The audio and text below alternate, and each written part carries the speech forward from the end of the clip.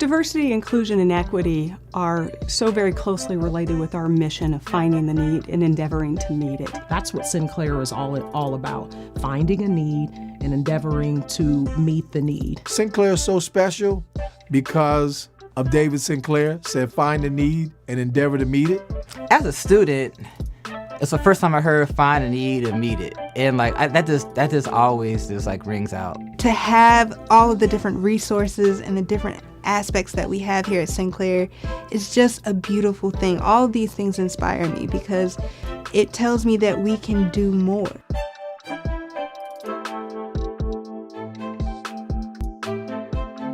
When we think about how we build equity, one of our strategic goals is equity, and I've had the opportunity to serve in a variety of roles at this institution where the focus was making sure that we hired the highest quality, highest caliber individuals to fill positions that serve our students. We've always looked for individuals that represented a diverse group and that reflected our community and our students. It's been critical for us to make sure that we have the right person in the right position at the right time. I'm revitalized all throughout the year because of the students and because of what they want to achieve. And I know that I'm a big part of that. And so I'm going to do my best not to let them down and to help them as much as possible. If I can't do it personally, find the resources that are going to help them to achieve their dream. I'm convinced I learn more from my students than they'll ever learn from me, you know what I mean? And we just continue to explore what it means to be human, you know, and how to really create, not only just say that human beings are equal, but how do we create the policies and the structures and the environment that exudes it, that we don't have to proclaim it with our words, but it's just manifest. I want students to feel comfortable. I want them to know that here's a place where you belong. You're able to share your experiences. You're able to have this sense of community. And I think then that's when students best learn. I find it very, very, very satisfying to see people have these aha moments where their eyes are open and when they start to realize, different concepts and different aspects of the world and how we perceive it and why do I think that way and why am I influenced and who influenced me and how did I even come to this conclusion in the first place. Taylor Curtis is the youngest tenured African-American female faculty member that we are aware of in the country. Taylor I have watched grow up. Taylor used to be my nanny for my daughter when she was 3 years old. Taylor's become a tremendous young professional and does a wonderful job for both our campus and our community. I see her engaged with students in UAMP. I see her working weekends at special events. I see her working in the classroom. She's volunteered to be a College Credit Plus faculty member, mentoring both faculty members in the high school and students, and has really served as a role model for a variety of individuals on this campus. A lot of students come out of college and they don't know what to do, and even though they have a degree, it's very difficult sometimes for them to actually find a career path in their field that they want to be in. And so it was a no-brainer for me. Of course, the whole not coming back to Dayton went out of my mind, and I went right into thinking about being a teacher.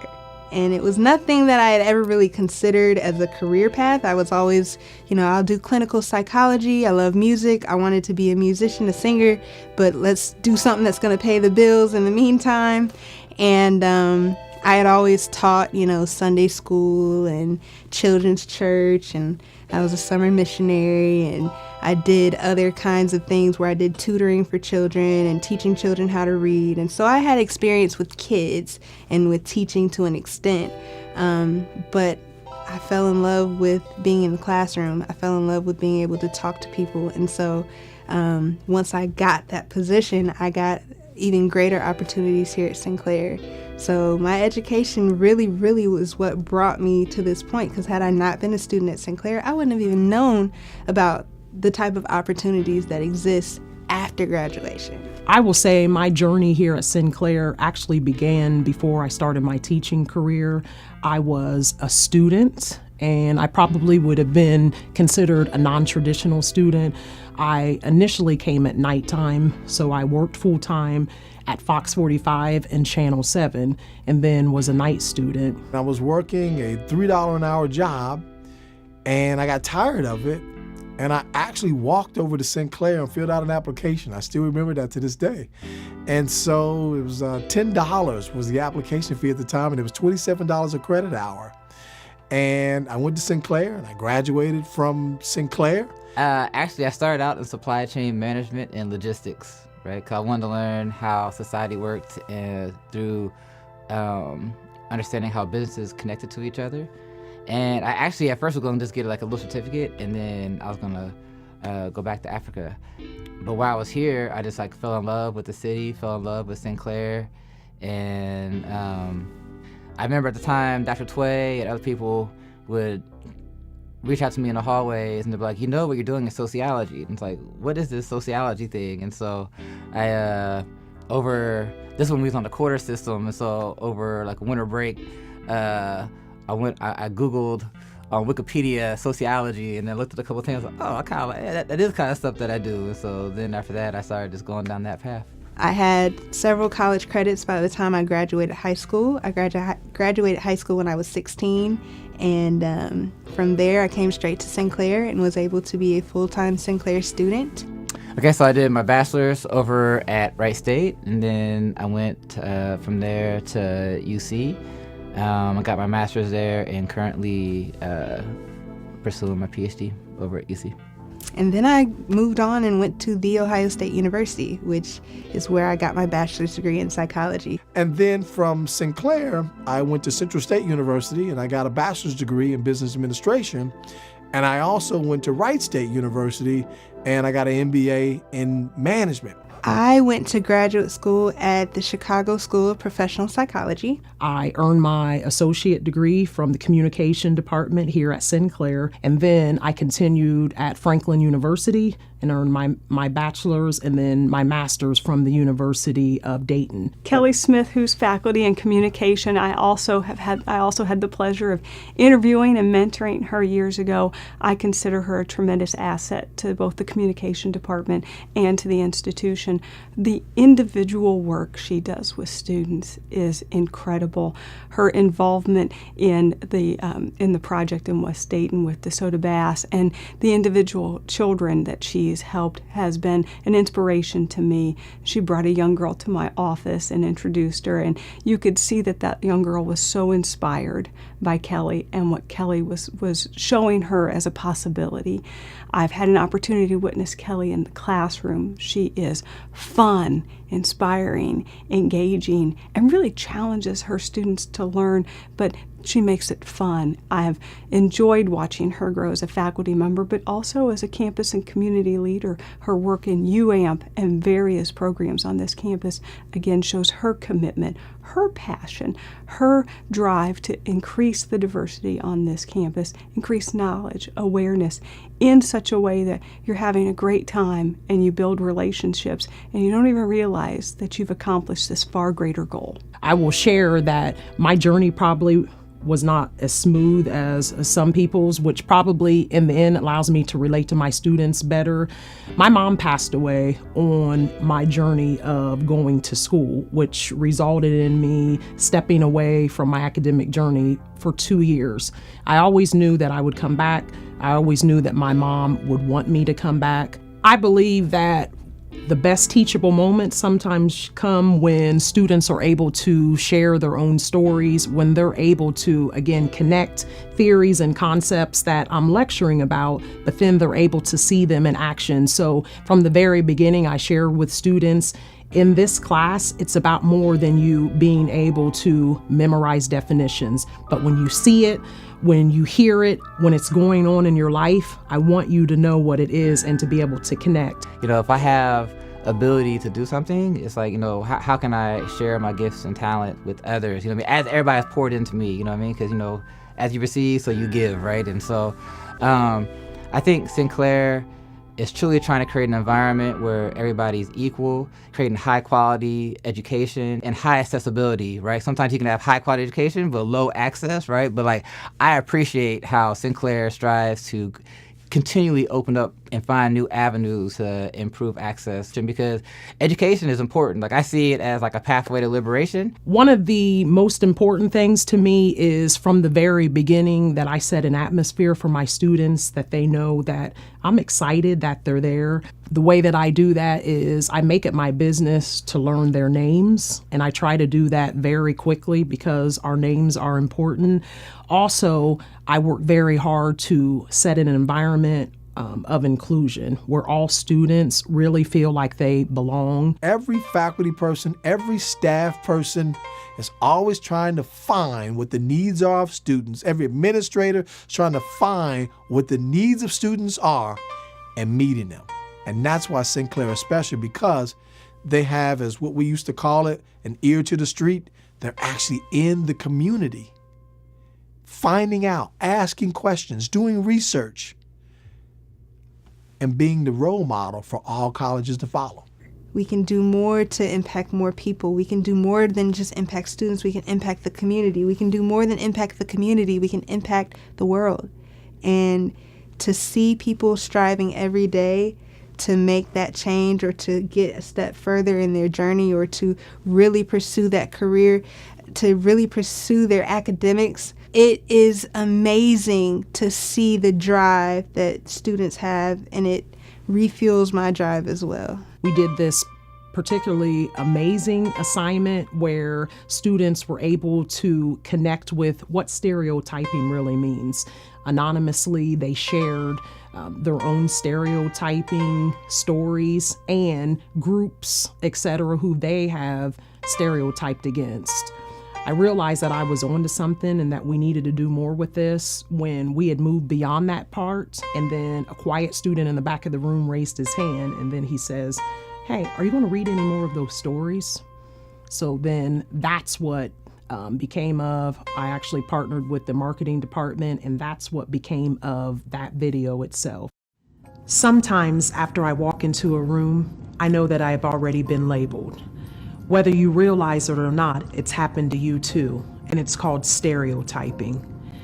When we stereotype others, we are making snap judgments about them that stem from beliefs we have assigned to people based on categories such as age, race, gender, socioeconomic status, and sexual orientation. Many times, we do this subconsciously based on the influence of media, society, our own upbringing, and past experiences. Here's how it works. 1, we identify a group we believe another person belongs to. 2, we recall generalizations about people in that group. 3, we tag that list of generalizations to the person. Stereotyping helps guide our perceptions of others. Our perceptions guide our behaviors and attitudes. In our interpersonal communication course here at Sinclair, we discuss stereotyping in several chapters throughout the semester. The reality is, some stereotypes are a bit humorous and less harming to others.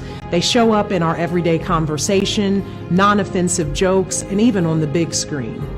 Then there are those stereotypes that drive us to treat others as less than. And if you've ever experienced it, you will never forget the sting of it. Madison Hendrickson, dumb blonde. Cheyenne Gibson, ghetto. Beher Hamid, threat. Jesse Fritz, too skinny. Brooke Hetman, entitled. Brendan Taylor, PTSD. Brian Briggs, not black enough. Ashley Vaughn, you'd be more professional without your piercings. Zahra Al-Konaizi, dangerous. Michelle Hibbard, all Asians look the same. Josh Smith, conservative. Lawrence Lai, single mom equals on assistance. I'm thankful for that opportunity to be able to mentor young people. That's what Sinclair is all about. Derek Allen is chair of hospitality management. I've worked with Derek for over 17 years, and Derek is a tremendous asset both to the campus and the community. I've watched him develop faculty, staff, and students. He has volunteered to be a leader in his field. He's now he's a reviewer for ACF, which is the accrediting body. So not only is he broadening his knowledge, but he's bringing that knowledge back to the campus, making our program even better. He has contributed by being the chair of the Grow Our Own program for a number of years, personally recruiting and mentoring individuals who have become part of our faculty. So Derek is a tremendous leader. You know, I tell you, one of the things about Sinclair is one of the strategic initiatives right now is equity and inclusion. And it kind of ties in with an awesome program that Sinclair has. It's called Grow Our Own. And the Grow Our Own program has been actually helping Sinclair meet that goal of their strategic plan, or one of the elements of their strategic plan of inclusion and equity. I was presented with an opportunity called Grow Our Own. And Grow Our Own is an opportunity that Sinclair holds that allows people to come in, minority people to come in with a bachelor's degree. And with that bachelor's degree, they are groomed to be faculty here at Sinclair. And they have a commitment to complete their master's degree within 3 years, and then a commitment to stay at Sinclair for 3 years after that. And it was the most amazing opportunity that I could have been presented with. So this program looks at minorities, Hispanic, African American, etc., to bring them up to a percentage of the college representation that will be indicative of the student body. I think the Grow Up program was a way to increase diversity on campus and to really pour back into the community and to grow up people that can help continue to transform Sinclair and transform the region. Many years ago, it was about 5% to 7% of minority faculty. But at the time, it was close to 15% of the student body was minority. And so Sinclair is a leader now in equity and inclusion by having a program that takes individuals that have at least 3 years of experience work-wise, but with a bachelor's degree, has a minority background, and then grooms them as an instructor all the way up to being a professor. When people can look and recognize each other and be able to work together towards a common goal, that builds community. And I myself was in Grow Our Own. And 23 years later, here I am. And I would tell you the program has truly turned out about 30 some odd faculty that are still here to this day. And I got to give kudos to Tony Ponder, who is now a dean of science, mathematics, and engineering. He was in the first class of Grow Our Own. I have people, I have family, I have fictive kin, I have friends, I have a bond, I have a home. I belong here. I belong at Sinclair. I belong in this class. I just can't describe it. I can't. But when I start talking about it and I get in front of people and people ask me to do something and it has to do something with bringing people into hospitality, I'm all ears and I'm going to adjust my schedule and do whatever I need to do to make it happen. Because seeing is really believing. And then when people see it, they can envision themselves actually doing it. And that's really what gave me the inspiration. Amaha Selassie is a professor in sociology, and he truly is one of those individuals that makes you comfortable the minute you're around him. But when you learn the depth and breadth of what he contributes both to our campus and our community, he really makes you tired because you can't imagine how he could have enough hours in the day to contribute at the level that he does. He's humble. He's engaging, and he really cares about this community. I have the distinct pleasure and opportunity to work at Sinclair Community College, which Sinclair transformed my life when I was here. As a student, like half the connections that I have now in Dayton started when I was a student at Sinclair, including getting onto the HRC, Human Relations Council board while I was a student, and then eventually became the president. And so I wanted to come back and give back to Sinclair and give back to the students what was so freely and generously given to me. So I've been here 5 years now as a part of the Grow Our Own program, which without the Grow Our Own program, I probably wouldn't have been able to go back to school, you know? So like Sinclair has invested a lot in me, and I'm very thankful, and I strive to pour all that back into my students and community. The work that he's done with the Gem City Market, as well as all the programs that he offers here at the college, is admirable. We all want to be a little more like Omaha. Gem City Market is going to be a full-service grocery store located on a 300 block of Salem Avenue. That's going to be community-owned and worker-owned. Gem City Market, a full-service grocery store, is going to be right here. Right here at 400 Salem Avenue. We've been working over the last couple of years to try to see how to increase access to fresh fruits and vegetables in Dayton, because Dayton is second in the nation when it comes to food insecurity, especially for youth.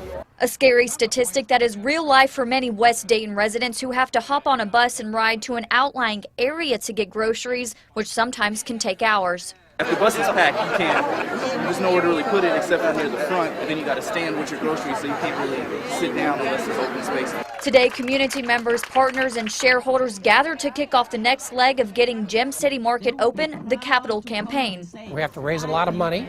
We've already raised about a third of the money, and this store is going to cost about $4.2 million, but it's going to be exciting.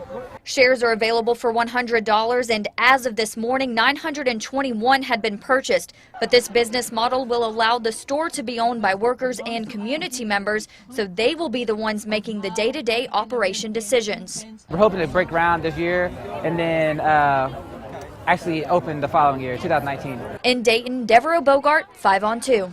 To me, this is just the beginning. It's like once we complete this, it's like, yeah, we did this, and so what's next? You know what I mean? Because I believe that inherent inside of our region, we have all the gifts and talents that we need. You know what I mean? Just how we collect, you know what I mean, and build them together, how we build trust across differences, how we heal historical wounds, you know what I mean, that we can build that shared future from a divided past and really just harness our full potential as a community.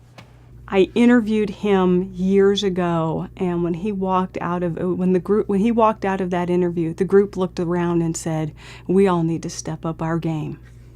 And we were serious, because we looked at that and said, here's a community member that is doing so much. He's not even a part of the institution yet. He was already working with Sinclair students, mentoring them. He was already connected to the community in ways that we thought we should be doing more. My passion is the community, you know, and I think it's because I just know we're great. You know what I mean? I just believe in the inherent, not only equal value of humanity, but I just believe in the greatness of humanity.